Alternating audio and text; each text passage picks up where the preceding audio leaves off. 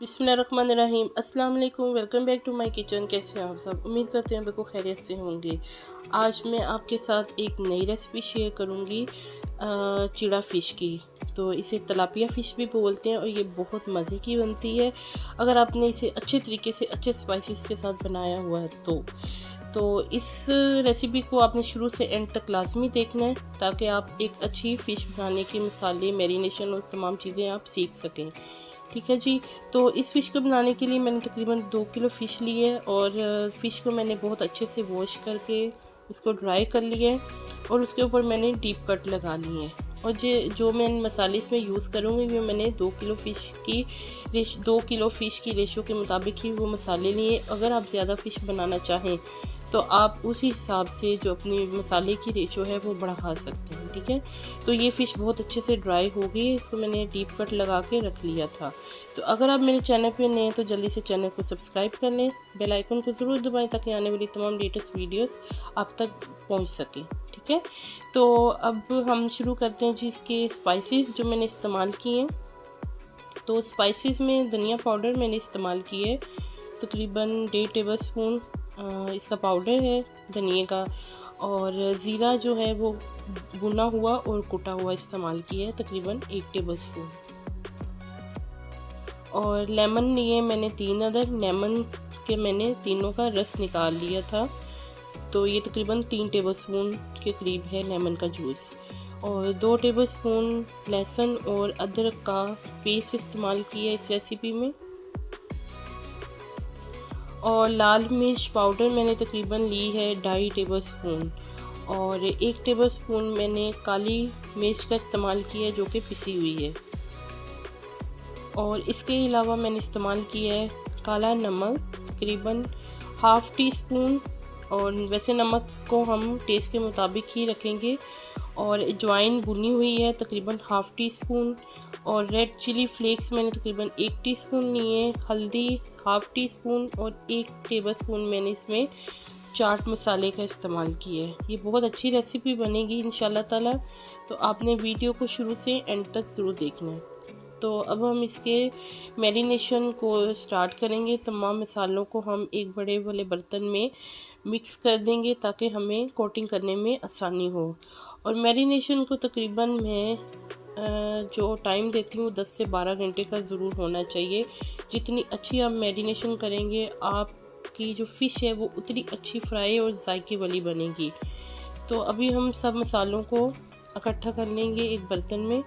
और इस मसाले में मैं तकरीबन 2 चम्मच मैं ऑयल इस्तेमाल करूँगी।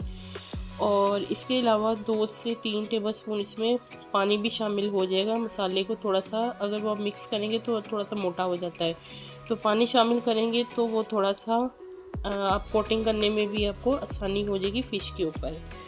तो जैसा कि हमने पहले से कट लगा के रखे हुए हैं फ़िश को, तो हम मसाले को अच्छा सा मिक्स करने के बाद फ़िश के ऊपर अच्छी सी कोटिंग कर लेंगे, अच्छे तरीके से मसाज करेंगे।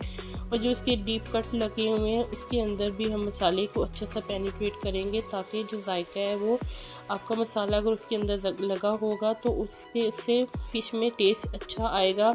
और सारी कोटिंग अंदर बाहर आपने अच्छे से मसाज कर देना है, लेकिन एहतियात के साथ, क्योंकि इसमें बहुत लंबे लंबे कांटे भी होते हैं।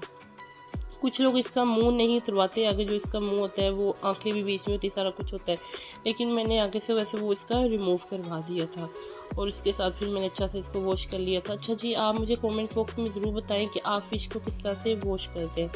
अच्छा जी, ये सारे मसाले लग गए हैं। इसको मैं तकरीबन 8 से 10 घंटे लाजमी इसको मैरिनेट करने के लिए फ्रिज में रख दूँगी। और 8 से 10 घंटे के बाद मैं इसको फ्राई करूँगी ताकि हमारी फ़िश में जायका ज़्यादा आए। ठीक है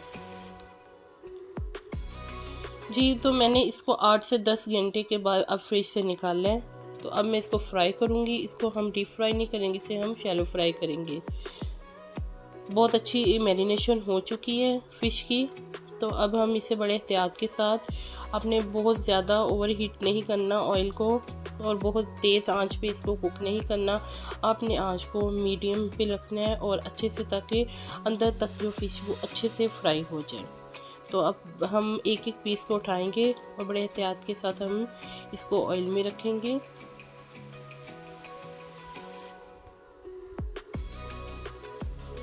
میں جو فش کو واش کرتی ہوں دھوتی ہوں میں اس میں آٹا یوز کرتی ہوں جو ہمارا گندم کا آٹا ہوتا ہے.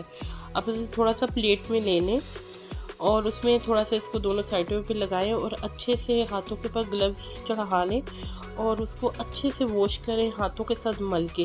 تو آپ کی مچھلی بہت اچھی سی صاف ہو جائے گی, وائٹ ہو جائے گی, کوئی سمیل نہیں آئے گی.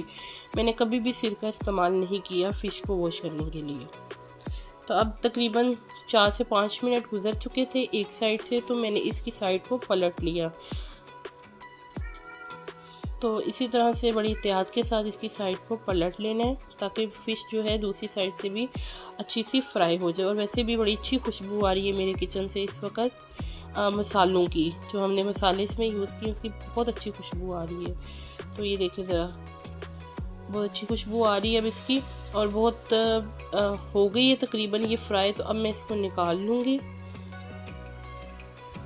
اور جو میں نے اس کے ساتھ ایک سوس بنائی ہے وہ میں نے کھائی تھی لکشمی چوک, ہم گئے تھے تو میں نے وہاں سے وہ کھائی تھی جس طرح سے وہ املی کی.